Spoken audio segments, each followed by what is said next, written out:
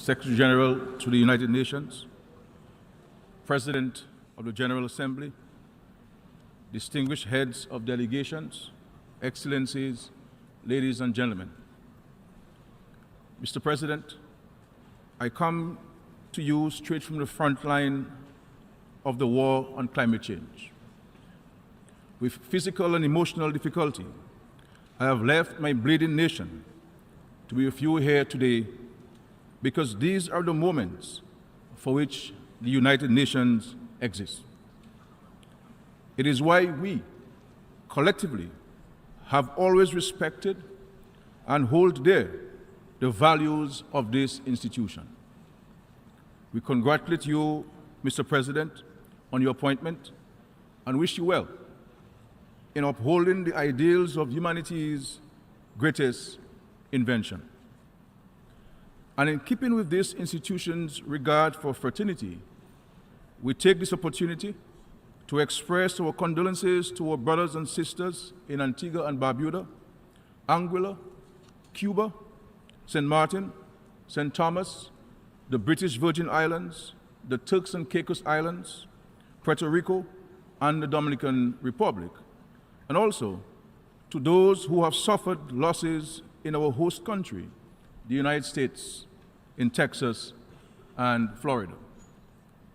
And to our brothers and sisters in Mexico, we stand in prayerful solidarity after the catastrophic earthquake this past week.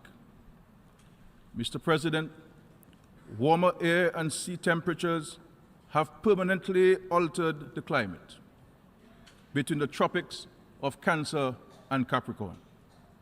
Heat is the fuel that takes ordinary storms, storms we could normally master in our sleep, and supercharges them into a devastating force.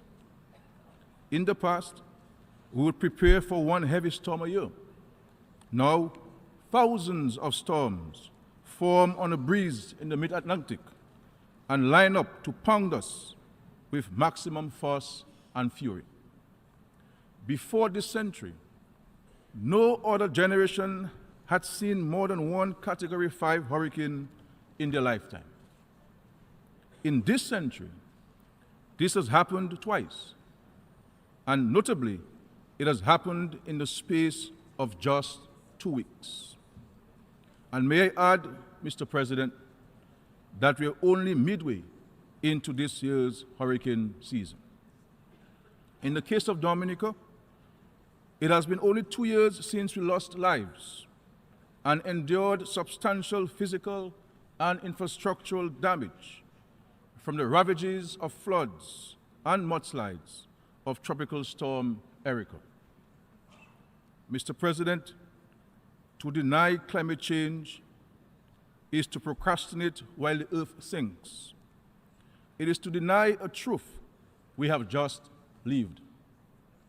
It is to mock thousands of my compatriots who in a few hours, without a roof over their heads, will watch the night descend on Dominica in fear of sudden mudslides and what the next hurricane may bring.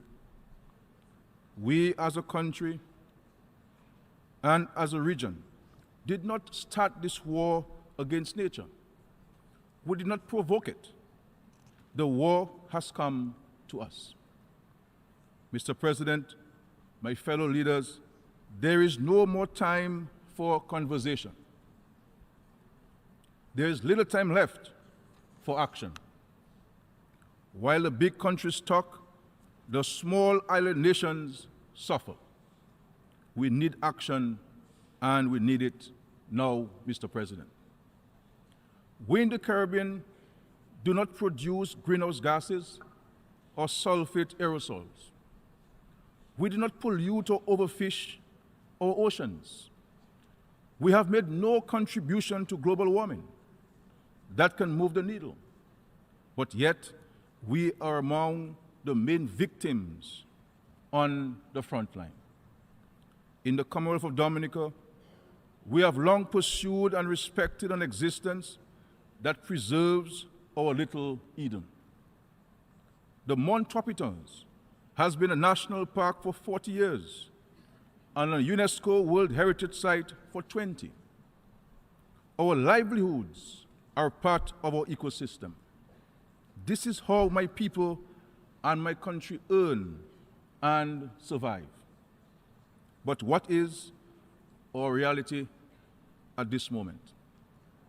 Pure devastation, as Dominicans bear the brunt of climate change.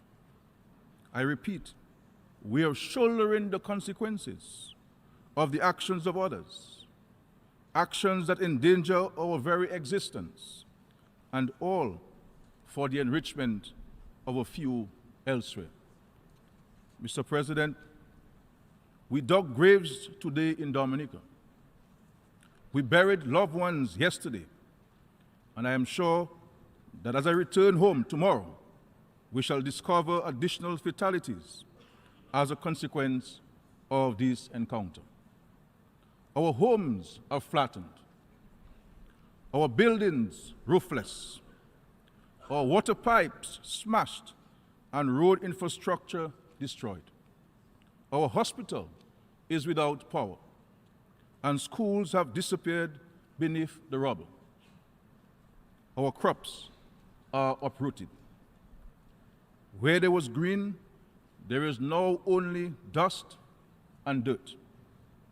The desolation is beyond imagination.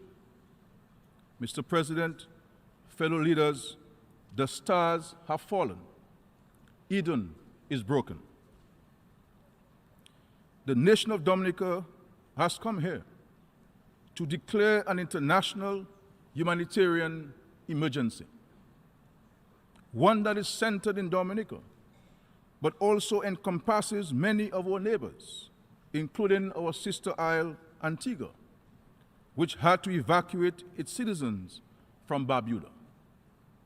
Dominicans, Mr. President, have been responsible members of the global community. We have co-joined all of the major international battles, from the abolition of forced labor to the protection of patents. Yet today, 72,000 Dominicans lie on the front line in a war they did not choose, with extensive casualties from a war that they did not start. The time has come for the international community to make a stand and to decide whether it will be shoulder to shoulder with those suffering the ravages of climate change worldwide, whether we can mitigate the consequences of unprecedented increases in sea temperatures and levels, whether to help us rebuild sustainable livelihoods, or whether the international community will merely show some pity now and then flee, relieved to know that this time it was not you. Today, Mr. President, we, the small nations of the world, need to know who are our real friends, who have our backs. Not all countries are sitting as inactive bystanders. Some of our traditional friends are playing their part. The United Arab Emirates, for example, have risen to the challenge. We commend Sheikh Mohammed Al Maktoum of the UAE for his announcement in this year of Zayed to boost the theme of giving by, and I quote, delivering even more goodness to all parts of the world, end of quote. Today we invite nations of similar might to follow the lead of the United Arab Emirates. Mr. President, the success of COP21 in Paris is a demonstration of the collective political will of member states to take action to combat climate change. 1 year on, the call for urgent action is even greater if we are to curtail the impact of climate change on us and future generations. We need all humanity, all countries, big and small, developed and developing, to come together to save our planet. We must all live up to our obligations and commitments to do more. Inaction and even inadequate action destroys lives. The Green Climate Fund that was created to assist in putting mitigation measures in place and to assist the victims of climate change is commendable, but much more must be done to assist countries that continue to bear the brunt of the impact of climate change. The World Bank established the Caribbean Catastrophe Risk Insurance Facility to assist countries that have been impacted by natural disasters. Though helpful, the amounts are usually grossly inadequate to rebuild infrastructure and to maintain the gains and progress made in economic and social development after the likes of Hurricanes Maria and Irma, or even in the case of a tropical storm like Erica that occurred 2 years ago. Substantially more funds must therefore be made available to vulnerable countries for loss and damage, such that they may mitigate the risk associated with future incidents. The World Bank facility must be recapitalized for greater coverage by using already committed funds from the Green Climate Fund. This would allow our countries to focus on improving the lives of people and support the attainment of the Sustainable Development Goals.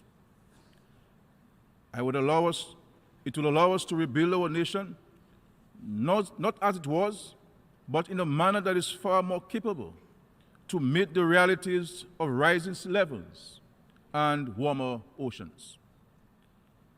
Not to do so, Mr. President, would be to abandon those who have paid a steep price for what others elsewhere have created. It would be to let 72,000 Dominicans shoulder the world's conscience on climate change on their own.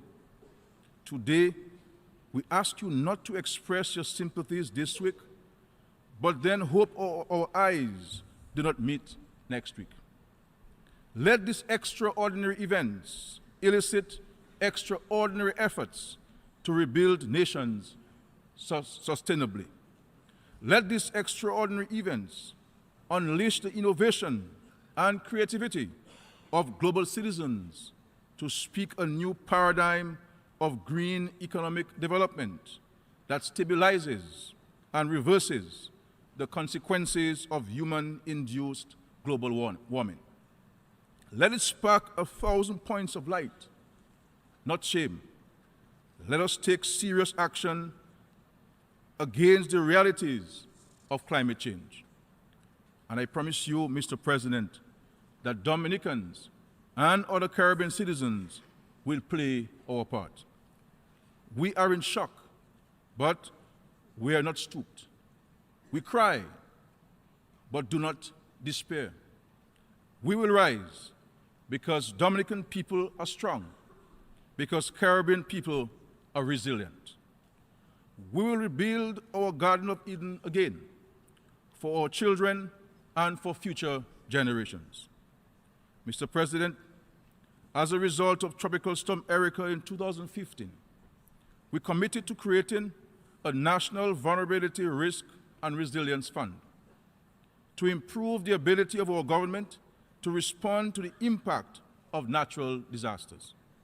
That facility has not yet been capitalized.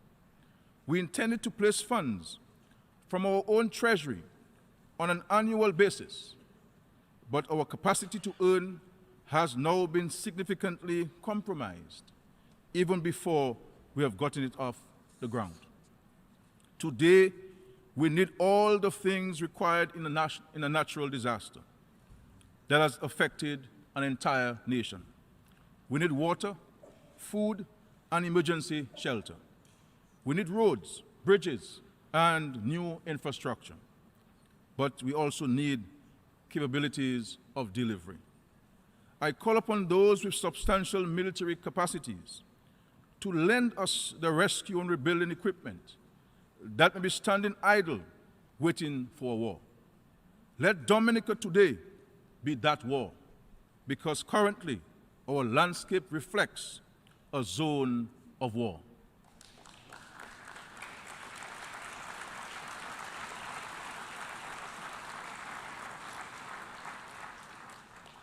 The battle we face has brought us to our knees. We need resources now so that we may move with purpose to the task of rebuilding our beautiful island home. We will need to rebuild homes and villages. We will need to rebuild communities, schools, roads, and bridges. We will need to rebuild a country, and we cannot do it alone. Above all else, Mr. President and members of this august body, we need you. We need your humanity, and we need you now to act truly as our United Nations. I thank you for the courtesy of listening to me.